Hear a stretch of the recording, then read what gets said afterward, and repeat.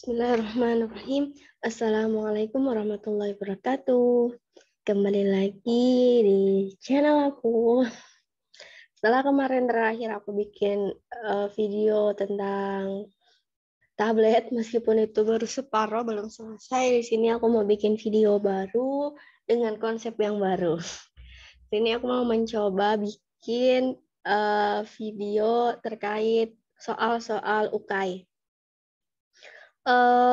Karena berhubung aku juga mau UKAI di tahun depan, insya Allah Januari sampai atau Februari tahun 2023, jadi aku mau mencicil belajar materi UKAI yang luar biasa banyaknya itu dari sekarang. Dan mungkin teman-teman juga ada yang mau belajar UKAI, mau belajar ngerjain soal, kalian bisa banget nih putar video ini belajar bareng aku untuk mencahin soal-soal UKAI. Untuk pembahasan pertama di video pertama ini aku mau memulai dari blok farmakoterapi dulu. Di sini aku mau memulai dari gangguan kardiovaskular. Di video ini aku akan bahas 20 soal terkait gangguan kardiovaskular. Langsung saja, nggak usah berlama-lama. Untuk soal yang pertama.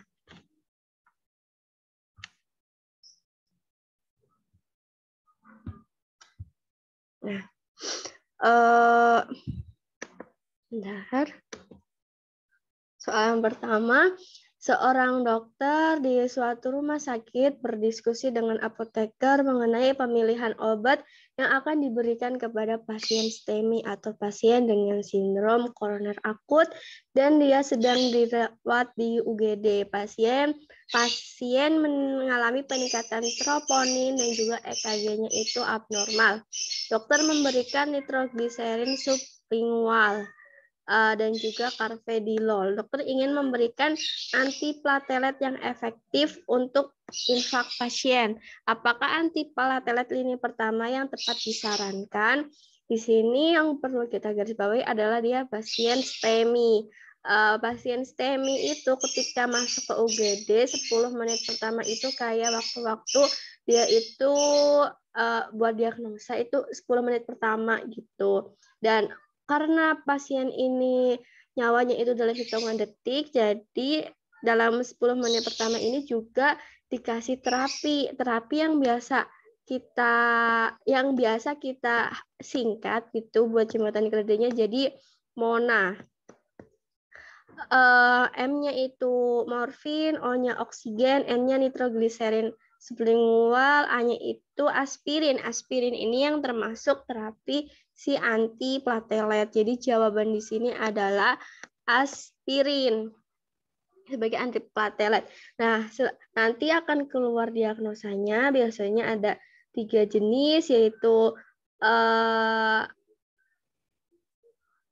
angina unstabil, terus nanti ada infak miokard elevasi non elevasi ST, terus ada infak miokard dengan elevasi ST.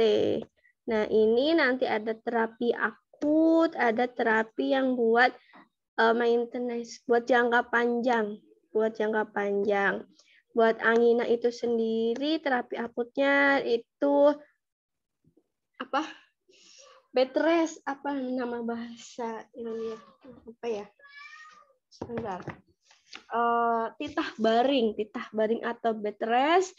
Untuk yang non elevasi juga yang berat dititah baring, dikasih IKP, yang ringan titah baring sama obat pencegahan, yang berat dikasih intervensi koroner perkutan perifer sama fibrinolitik kayak dan juga pencegahan. Kalau yang dengan elevasi ST baru dikasih intervensi koroner perkutan primer sama fibrinolitik, contohnya adalah ateplase. Nanti untuk jangka panjangnya dikasih statin, beta blocker, CCB, ACI atau ARB, atau diuretik kalau buat angina sama yang non elevasi. Tapi kalau yang dengan elevasi dan diuretik juga. Nah, itu untuk terapi secara garis besar. Jadi di sini buat menunggu yang diagnosa itu antiplatelet yang bisa diberikan adalah aspirin. Terus seorang pasien laki-laki berusia 56 tahun, dia punya hipertensi sejak 2 tahun yang lalu. Pemeriksaan lab terakhir menunjukkan pasien menderita hiperlipid. Dokter sudah memberikan simvastatin dan juga 20 mg dan juga asetosal. Apa indikasi pemberian asetosal untuk pasien tersebut? Di sini kita bisa tahu bahwa pasien sudah 2 tahun menderita hipertensi, terus hasil lab terakhir dia juga terkena hiperlipid. Perlu kita ingat bahwasanya hipertensi dan hiperlipid itu merupakan faktor risiko terkena aterosklerosis kardiovaskular disease. Selain itu, manifestasi klinisnya juga bisa menyebabkan ischemic heart disease ataupun arteri koroner sindrom.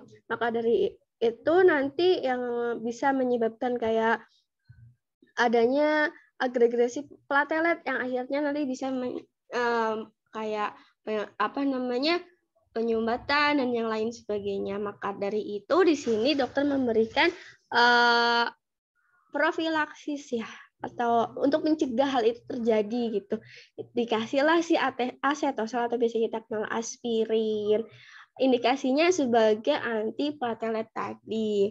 Nah, selain itu, asetosal memang bisa digunakan sebagai analgetik antipiretik, tapi yang perlu kita ingat di sini untuk membedakan asetosal sebagai antiplatelet kah atau analgesik antipiretik, kita bisa lihat dari dosisnya. Biasanya untuk analgesik antipiretik itu sekitar 300 berapa ya? 325 kalau nggak salah sampai 600-an.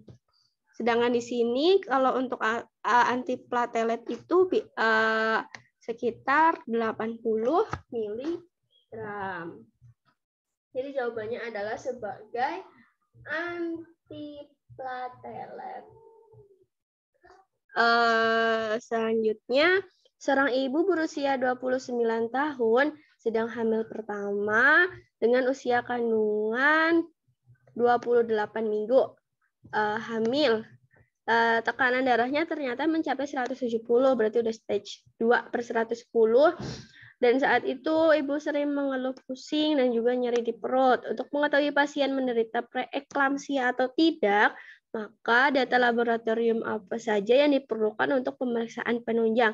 Di sini yang perlu kita garis bawahi bahwasannya ibu tersebut mengalami preeklamsia. Apa itu preeklamsia? Preeklamsia itu merupakan suatu kondisi di mana ketika hamil itu terjadi peningkatan tekanan darah. Peningkatan tekanan darah ini disertai dengan adanya protein di dalam urin, ada dijumpai protein di dalam urin. Maka dari itu untuk mengetahui apakah ada protein atau tidak dalam urin perlu adanya uji lab yang menunjukkan jumlah protein dalam urin. Jadi jawaban yang tepat adalah jumlah protein dalam urin. Selanjutnya, seorang anak laki-laki menderita sindrom koroner akut karena onsetnya kurang dari 12 jam, dokter memutuskan memberikan alteplase pada pasien tersebut. Mekanisme kerja alteplase ini sebagai fibrinolitik itu bagaimana? Nah, di sini sudah dikasih tahu bahwa alteplase itu sebagai fibrinolitik. Apa itu agen fibrinolitik? Agen fibrinolitik itu dia mengubah intinya dia plasminogen diubah menjadi plasmin. Di sini dia nanti bisa menyebabkan kayak agregasi agregasi apa itu namanya, fibrin ya, degradasi fibrin, jadi memecah adanya trombus. Jadi selain itu si alteplase ini juga kan biasa dikenal dengan TPA, tisu plasminogen aktivator. Jadi dia kerjanya untuk mengaktifkan si plasminogen.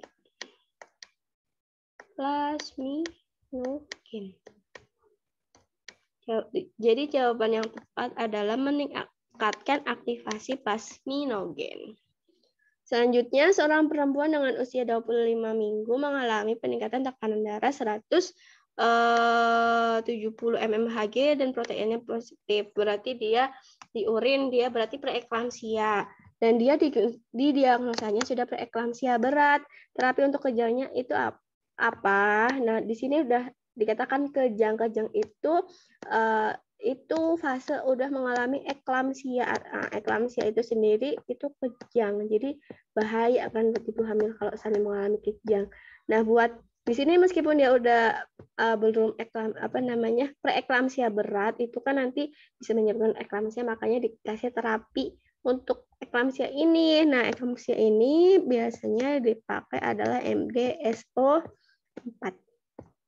Sedangkan untuk preeklamsia itu sendiri, terapi yang bisa diberikan kepada ibu hamil itu obat-obatan antihipertensi yang aman buat ibu hamil seperti nifedipin, terus labetalol, terus satu lagi hidralazin. Hidralazin. Ini nifedipin, labetalol. Ini untuk preeklamsianya. Terus selanjutnya pasien laki-laki 49 tahun, dia menderita hiperkolesterolemia, menerima obat yang diresepkan oleh dokter di suatu apotek. Pasien mendengarkan penjelasan tentang kegunaan obatnya, salah satunya ezetimibe 10 mg yang diberikan 1 kali sehari. Bagaimanakah mekanisme aksi obat tersebut? Ezetimibe ini merupakan salah satu obat golongan obat untuk dislipidemia, di mana dia bekerjanya itu di usus halus, yaitu menghambat absorpsi si kolesterol itu. Cara menghambatnya dengan menghambat transporter yang membuat kolesterol itu bisa masuk gitu ke peredaran darah. Transporter itu apa namanya? Yaitu transporter sterol MPC1L1.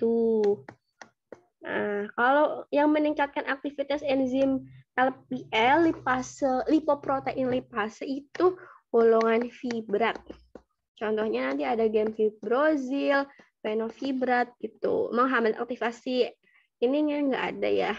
Harusnya dihambat kalau buat hiperkolesterol, karena kalau ditingkatkan nanti akan terjadi sih pembentukan kolesterol dari dalam tubuh, karena di tubuh kita juga kan ada terbentuk kolesterol dari glukosa jadi CoA, asetil CoA, nah diubah sama HMG CoA reduktase, ini bisa jadi kolesterol, makanya harus dihambat. Kalau ditingkatkan justru kolesterolnya bakal naik.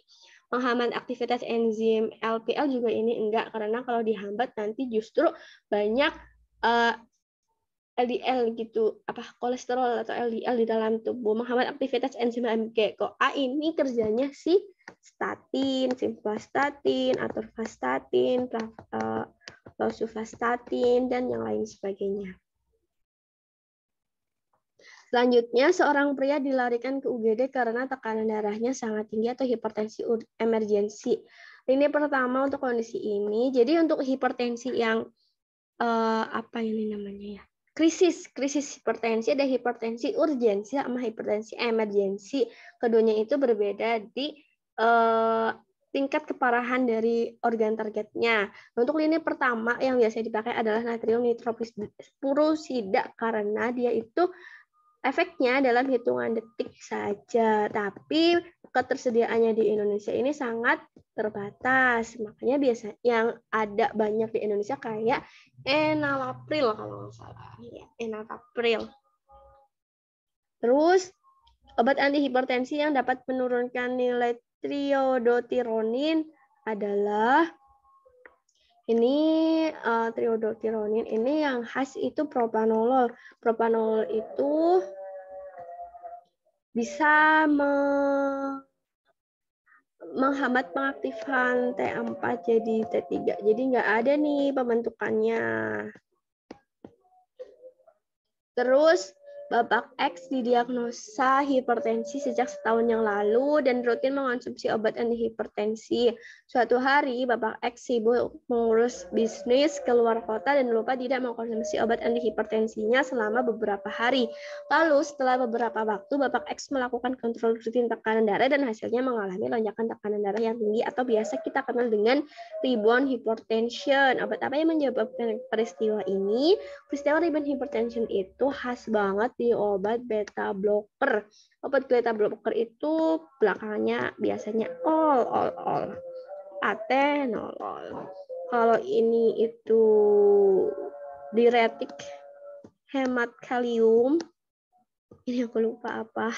Golongannya lupa. Losartan itu ARB. RB itu enaknya ingetin mantan gitu. Karena belakangnya itu tan namanya. Losartan, kanesaltan, varsaltran. Selanjutnya, seorang laki-laki berusia 60 tahun dibawa ke rumah sakit karena sudah lebih dari 3 minggu batuk, dada sesak, demam ringan, nafas pendek, pucat, berat badan turun drastis.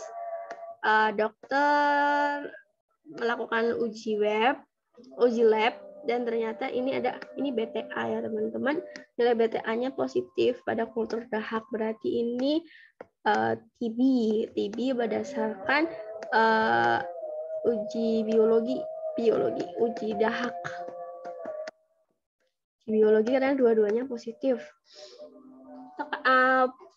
Sel darah putihnya ini lebih dari normal, berarti mengindikasikan ada infeksi bakteri. HMG ini HB-nya 9 ini ya, salah ketik 9,7, kalau 0,7 rendah banget dong. Ini juga di bawah normal, berarti mungkin ada indikasi anemia.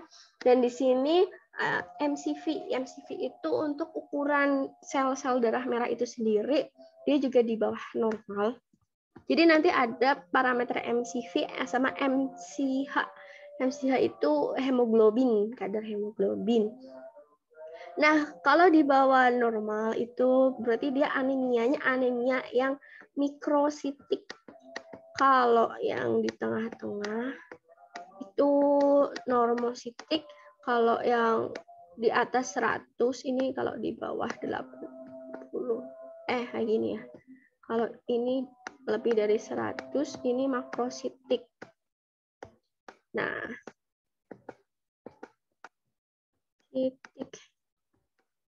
Nah, buat yang mikrositik itu karena defisiensi besi, sedangkan kalau yang makrositik itu defisiensi asam folat dan juga vitamin B12. Jadi obat yang diberikan itu apa? Obat OA itu udah jelas karena dia terkena si TB. Antipiretik bisa dikasih, dia di sini ada demam ringan. Terus karena dia kurang besi, maka harus ditambah penambah zat besi. Jadi jawabannya yang A. Selanjutnya, pasien berumur 45 tahun menderita hipertensi diberikan kaptropil, tekanan darah pada pasien 195/90. Fungsi organ pasien diketahui normal. Oh, berarti di sini tidak ada yang namanya CKD pada pasien. Dari data laboratorium, berapa target akhir? Nah, ini usianya 45 tahun. Kalau usia 45 tahun, tidak ada CKD, tidak ada DM. Targetnya itu berdasarkan GNC 8 di bawah 140/90. Kalau yang usia lebih tua itu lebih besar daripada sama dengan 60 tahun itu 150/90. Adapun untuk yang CKD sama DM itu di bawah 140/90.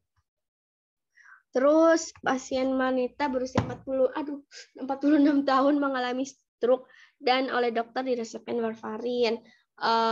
Apoteker rumah sakit tersebut memonitor ketat penggunaan karena efek sampingnya. Parameter yang monitoring itu nilai INR. Apa yang nilai INR itu internasional, N-nya apa ya? Internasional, N-nya lupa. Normalized ratio, yaitu untuk mengukur waktu yang dibutuhkan oleh seseorang untuk pembekuan darah. Nah, ini nilai normalnya sekitar 0,7 8 sampai 1,18. Sekitaran segini. Tapi ini jika kalau di atas normal berarti pembekuan darahnya waktunya itu lama. Nah, kalau lama nanti apa yang bisa terjadi? Jadi darahnya bakalan encer. Kalau darahnya encer bisa menyebabkan nanti perdarahan. Contohnya kayak epitaksis gitu atau mimisan. Jadi yang interpretasinya bisa terjadi resiko adanya perdarahan karena darahnya terlalu encer. Selanjutnya, seorang pasien laki-laki dilarikan ke UGD dengan keluhan dada terasa sakit yang dalam, rasa tertekan dan cemas. Dia mengalami non-ST segment elevation myocardial infarction. Terapi apa yang harus diberikan? Berarti dia MONA. Morfin, oksigen. Kalau oksigen itu khusus kalau saturasinya jelek di bawah 90%, hanya nitrogliserin SL sublingual hanya aspirin. Ini berarti nitrogen sublingual. Terus pasien dengan tekanan darah 160/100 mengalami hipertensi stage 2 dan ada gagal ginjal. Pasien tersebut mengkonsumsi valsartan. Monitoring apa yang perlu dilakukan? Nah, valsartan ini obat golongan ARB. Obat golongan ARB atau ACI, dia itu punya efek samping hiperkalemia. Nah, terlebih di sini si pasien juga ada gagal ginjal. Kalau gagal ginjal berarti nanti ekskresi si kalium itu juga menurun karena ginjalnya fungsinya menurun. Udah dia bisa hiperkalemia, ekskresi kaliumnya juga turun, maka di sini perlu monitoring kalium itu sendiri. Selanjutnya, salah seorang pasien laki-laki usia 49 tahun, dia menderita hiperkolesterol, menerima obat yang diresepkan dokter di suatu apotek. Pasien mendengarkan penjelasan apotek tentang kegunaan obat, salah satunya oh ini udah ezetimibe yang tadi, menghambat sterol transporter NPC1L1 di usus halus. Pasien mengkonsumsi spironolakton, efek samping yang mungkin dialami yaitu kan diuretik, hemat kalium. Kalau kehematan kaliumnya di dalam tubuh otomatis kebanyakan kan, berarti jadinya hiperkalemia. Kalau yang lainnya diuretik yang bukan hemat kalium, itu efek sampingnya hipokalemia. Selanjutnya, seorang pasien pria didiagnosa hipertensi dengan tekanan darah, ini pria teman-teman, 155/95 mmHg. Dia mengalami hiperurisemia dengan kadar asam urat 92, ini buat laki-laki ini juga sudah tergolong tinggi karena buat laki-laki itu normalnya 3 sampai 7,2, kalau buat perempuan itu 2 sampai 6. Jadi tinggi. Terlebih dia punya makanya dia punya hiperurisemia, tapi dia hipertensi juga. Obat apa yang harus dikontraindikasikan? Ada obat hipertensi yang bisa menyebabkan terjadi hiperurisemia, efek sampingnya itu hiperurisemia atau bahkan bisa mengeksaserbasi keadaan GOUT. Obat itu adalah hidroklorotiazid. Jadi buat orang yang hiperurisemia itu dikontraindikasikan dengan hidroklorotiazid karena obat ini sendiri bisa menyebabkan hiperurisemia, maka bisa memperparah keadaan pasien yang mengalami hiperurisemia itu. Selanjutnya, obat hipertensi yang menghasilkan refleks takikardia adalah refleks takikardia. Ini disebabkan oleh obat yang bekerja vasodilatasi langsung di otot polos. Nah, ini obat yang langsung bekerja di otot polos itu vasodilatasinya cepat, obat golongan kalsium channel blocker yang dihidroperidin, karena yang dihidroperidin itu dia kan kerjanya di kanal kalsium tipe L tipe L atau tipe T ya, tipe L kalau nggak salah. Pokoknya dia yang dihidroperidin, dia kerjanya yang di otot polos, dia menghambat masuknya kalsium ke dalam si otot itu. Nah, itu kan bisa menyebabkan vasodilatasi yang cepat, tapi nanti kayak efek sampingnya justru bisa menghasilkan refleks takikardi. Nah, contoh obat yang CCB dihidroperidin adalah amlodipin. Selanjutnya, seorang pasien 46 tahun dibawa ke UGD dengan keluhan hipotensi dan low cardiac output, shock hemodinamik, menggunakan injeksi agen inotropik, efek pada neuron adrenergik. Obat apa yang termasuk agen inotropik? Agen inotropik ini agen yang kayak kebalikannya hipertensi. Jadi dia di sini bisa meningkatkan kontraktilitas jantung, bisa meningkatkan cardiac output, bisa meningkatkan stroke volume atau volume sekuncup juga. Contoh obat ini adalah dobutamin. Nah, contohnya dobutamin. Dan ini juga pasien bisa diduga dia mengalami shock kardiogenik. Shock kardiogenik itu juga bisa dikasih norepinefrin, norepinefrin kalau nggak salah, dobutamin, dopamin. Nah, di sini adanya dobutamin. Terus, pasien memperoleh obat kaptropil propranolol asetosal. Pasien merasa badannya lelah dan pusing, berarti ini hipotensi ya. Lelah pusing itu kan tanda-tanda atau ciri-ciri hipotensi. Nah, ini apa yang menyebabkan di sini kan ada kaptropil, ada propranolol, itu hipertensi atau bisa antiplatelet atau dia demam, antipiretik, analgesik, nanti tergantung dosisnya berapa. Nah, ternyata dia hipotensi, berarti efek dari antihipertensinya ini mungkin terlalu besar gitu, jadi bisa menyebabkan hipotensi. Apa yang menyebabkan bioavailabilitas kaptropil tinggi? Ya, ini benar, karena kalau bioavailabilitasnya tinggi, ketersediaannya tinggi di dalam darah, maka akan memberikan efek penurunan darah yang mungkin terlalu besar, akibatnya bisa menyebabkan hipotensi. Kalau volume distribusi asetosalnya tinggi, nanti dia akan berefek ke mungkin peredaran mungkin ke ini ya, darahnya jadi encer. Metabolisme kaptropil tinggi, nanti justru dia akan lebih banyak dikeluarin, akhirnya efeknya berkurang. Absorpsinya kaptropil rendah juga sama, berkurang. Eliminasi propranolol tinggi juga nanti efek penurunan darahnya jadi kurang. Jadinya justru kurang efektif gitu ya. Jadi jawabannya yang A.